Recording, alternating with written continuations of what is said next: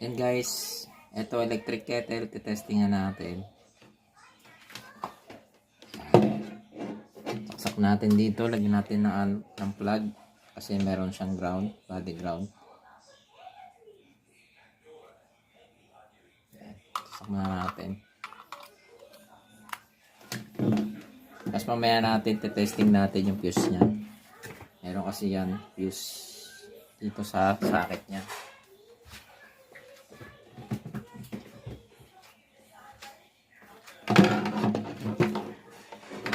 Tapos pag sinaksak natin to mga ka-repair DIY, meron yan ditong switch kasi wala yung pinaka-pitchel niya.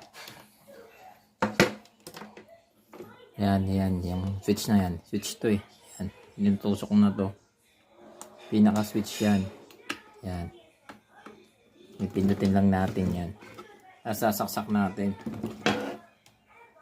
Lipat natin yung camera. Saksak natin guys. Nakaka-repair DIY. Yan na. Saksak ko na. Yan. Tapos naka-off to yan. Lalagyan natin sa 1. Ngayon, switch natin tong ano na to yan.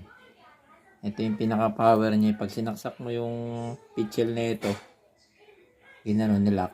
Ito pipindot siya dito. Tingnan natin kung merong power. Ayun, meron siyang power. Napakasimple lang guys na pinapagawa sa atin ng customer. Hindi tayo pinapahirapan. Yan guys oh. Makikita nyo yan. Itong switch na to.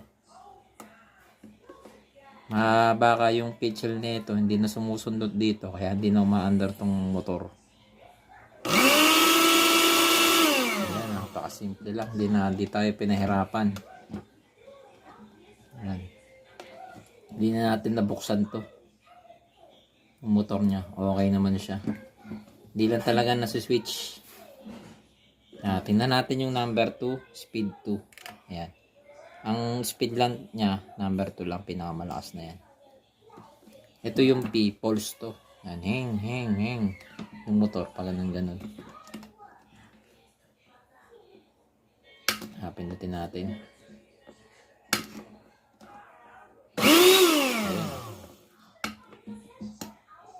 Yan, gumagana yung number 2 niya.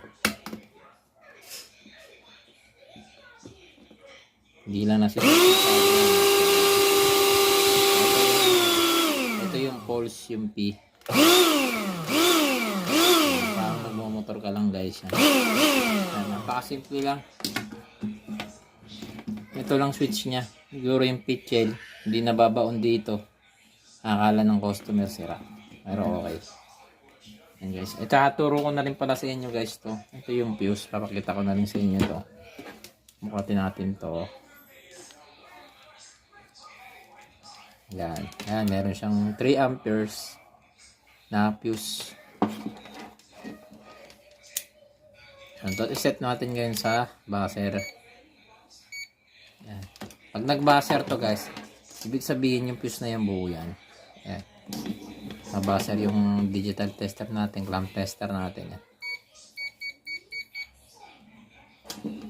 Yan guys, yan na natin yung fuse na to sa loob. Ayan guys oh. Kita nyo umilaw yung tester natin. Ibig sabihin buo yan. Yung fuse na yan, walang kahirap-hirap, di natin nabuklat. Gumagana naman siya. Wala kasi yung pitchel. Hindi pinadala ng client, ng customer natin. Para ma-testing. Wala eh. Wala yung pitchel niya. Baka basag na yung pinaka plastic siguro yun. Yan. Siguro yung ito, plastic siya na pabang ganun pamprutas. Kasi kung pitchel yun, meron din palang plastic pala yun guys. Hindi ito pinakakahan. Sa kasi salamin. Yan, okay no. Gumana. Wala tayong screwdriver na ganyan no. Pa-LC. Wala tayong gamit ng ganyan. Buti na lang gumana siya. Yun lang talaga. Yung baka sa pitchil niya yung sira. Ayan. Di natin mabubuksan yun, no. Zoom natin.